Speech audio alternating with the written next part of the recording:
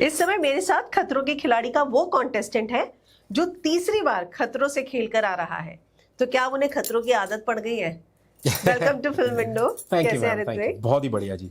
मैंने सुना है कि इस बार तो नया दौर था, पहले जैसा कुछ सोच के गए कोई फायदा नहीं था, कोई तो फायदा होमवर्क नहीं। सारा फेल हुआ। सारा होमवर्क, सारी तैयारी फेल हो गई। वहां पहुंच के लगा कि इन्होंने तो गेम ही पलट दिया, जज्बात पलट दिए, सब उलट पुलट हो गया। तो ऐसा कुछ भी नहीं था कि क्योंकि मैं ये शो पहले कर चुका हूं तो कोई एडवांटेज या कोई फायदा ना, कुछ भी नहीं।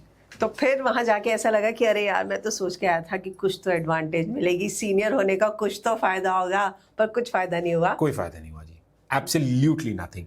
क्योंकि इस बार उन्होंने देखो, एक तो स्टंट्स का लेवल बहुत ऊंचा कर दिया। कुछ about 60 to 70% स्टंट्स हैं हमारे शो के जो नए हैं। पुराना कोई भी स्टंट नहीं है।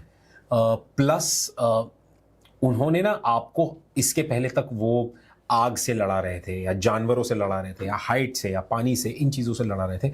अब वो आपके दर्द से आपको लड़ा रहे हैं इस वाले सीजन में, कि आप अपना दर्द कितना झेल सकते हैं।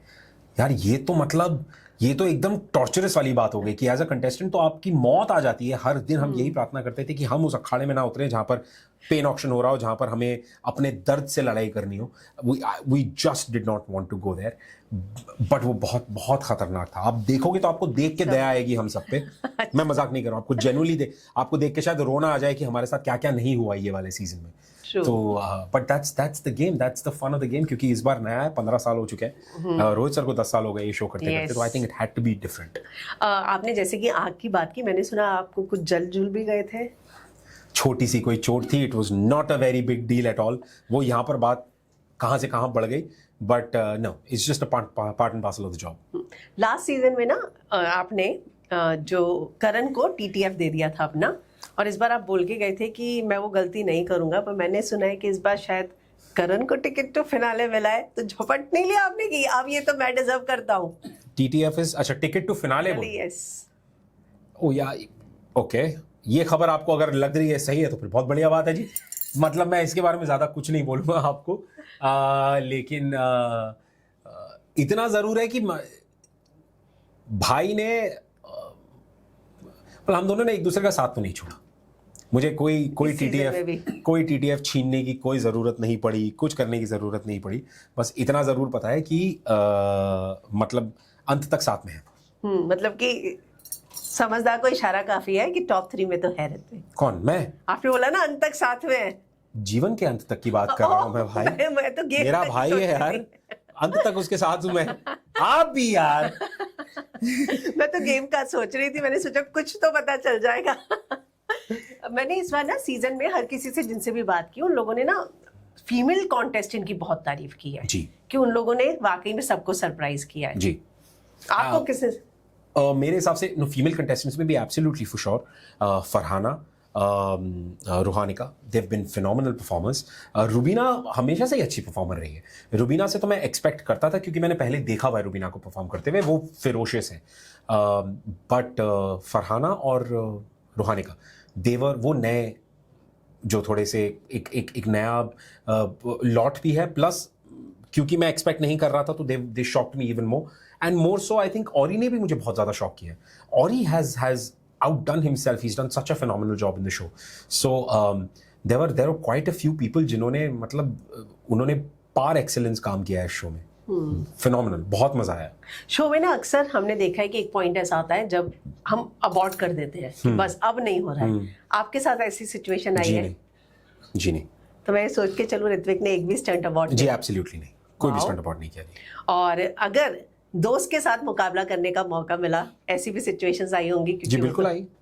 मैंने अपनी जी जान लगा दी, और ठीक उसी तरह मेरे यार ने भी अपनी जी जान लगा दी। क्योंकि देखो, दोस्ती यारी एक तरफ, जब हम कंपटीशन में होते हैं तो कंपेटिटिव स्पिरिट है एक दूसरे पे, और दोनों भाई एक दूसरे को जानते हैं कि हाँ वो उस मोमेंट का है कि अगर हम ये तो बहुत बड़ा कंपटीशन हो गया, हम अगर गली में क्रिकेट भी खेल रहे होते तब भी एक दूसरे को बैट मार देते अगर उस सामने वाले ने चीटिंग की तो कंपटीशन तो बहुत तगड़ा रहता है। And as soon as your, no matter who is in front of you, कि आप अपने कर्म पे ध्यान रखें और जिस तरह से कृष्ण ने अर्जुन को कहा था कि जब आप युद्ध पे जा रहे हैं तो आपको सिर्फ और सिर्फ आपका लक्ष्य दिखना चाहिए, सामने कौन है वो नहीं। तो ठीक उसी तरह श्री कृष्ण की जो कही बात है उसको साथ में लेकर मैं जीवन में चल रहा हूँ और अपने लक्ष्य की तरफ ध्यान है बस।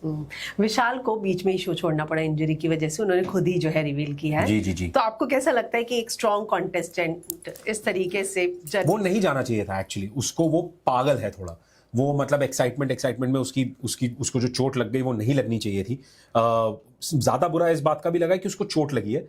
देखो शो आते जाते रहेंगे, बट माय पॉइंट इज कि वो इंजरी जीवन भर ना कर जाए। और हमने उसको बहुत समझाया बेवकूफ को कि इंजरी हो गई है तो जिम मत जा, तो थोड़ा आराम कर ले, लेकिन वो हम में से किसी की सुने तब ना। वो इतनी इंजरी में भी उसने जिम किया है कि मैं कल और बेटर परफॉर्म करूंगा, लेकिन उस इंजरी को हील होने के लिए आपको समय देना पड़ेगा, जो उसने बिल्कुल नहीं दिया। एंड आई थिंक उसी की वजह से ही had to leave the show, तो which is not okay, which is not good. तो हमें ऑफ कोर्स दुख होता है क्योंकि एक तो दोस्ती भी अच्छी खासी हो गई थी और ऐसा चाहिए था कि अंत तक साथ में रहे तो मजा आएगा, लेकिन अब वो पागल है, उसको क्या कहें। अब उसका कंधे ने जवाब दे दिया और डॉक्टर्स ने कहा कि नहीं वो नहीं कर सकता। Then we were also supportive कि यार शो तो फिर आते रहेंगे, but don't do this to your health. Avinash ने बहुत तारीफ की अपने बॉन्ड की, आपके और करण के साथ। हाँ जी, हाँ जी। और एक फरहाना की कि फरहाना तो ऐसे लग रहा था जैसे उसको तो सारे स्टंट पहले से ही मतलब बहुत Correct. अच्छा कर रही थी, बहुत बढ़िया कर रही थी फरहाना। लाइक आई सेड कि Farhana is a phenomenal performer in the show. और मेरी और अविनाश की और वाही की, हम तीनों की दोस्ती काफ़ी अच्छी हो गई है शो के दौरान। तो हमारी हर खतरों में हमारी एक तिगड़ी बन जाती है। पिछली बार रवि था, इस बार अभी है। तो वैसा सा कुछ है जी। तो फैंस को इस बार जब आपकी परफॉर्मेंस देखेंगे तो क्या चीज सबसे ज्यादा सरप्राइज करेगी जो इससे पहले के शो में जो वो आपका वो रूप ना देख पाए हो? मैं आपको बताता हूँ कि इस वाले सीजन में मैंने वो सारे स्टंट्स किए हैं जो मैंने, लाइक आई सेड कि पर्सनली भी मैंने नहीं किए, मुझे मिले ही नहीं थे, मुझे मौका ही नहीं मिला था वो हीरोइक स्टंट्स करने का, वो स्टंट्स, वो लार्जर देन लाइफ स्टंट्स करने का, वो बम, वो बिल्डिंग, वो हेलीकॉप्टर, वो सारी चीजें करने का कभी मौका ही नहीं मिला।